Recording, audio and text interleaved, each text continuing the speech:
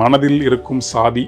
இதுவுமே எனக்கு ஒரு மிகப்பெரிய திறப்பை ஏற்படுத்திய புத்தகம். இது பி டக்ளஸ் அப்படின்ற ஒரு எழுதின புத்தகம். அந்த சாதியினுடைய வளர்ச்சி இருக்கு இல்லையா, அந்த வளர்ச்சியை பற்றி ரொம்ப தெள்ள தெளிவாக சாதி அப்படி ஒரு உயிரினம் மாதிரி மெல்ல மெல்ல மெல்ல மெல்ல நம் சமூகத்தில் வளர்ந்து நின்றது அப்படிங்கிறத விழாவாரியாக புரியக்கூடிய ஒரு மொழியில் அழகாக பின்னப்பட்டது ஒன்று. இதுவும் மொழிபெயர்ப்பில் கிடைக்குது.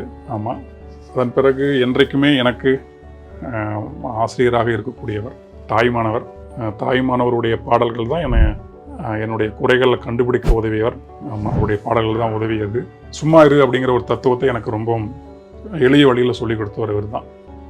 சும்மா இருந்து இந்த வாழ்க்கையை எதிர்கொள்கிறது அப்படிங்கிறத பற்றி பாடல்கள் வாயிலாக ஒரு மெய்யில் நின்று ரொம்ப தெளிவாக விளக்கிய பேராசான், என்னுடைய வழிகாட்டி, என்னுடைய ஆசிரியர், தாய்மானவர்.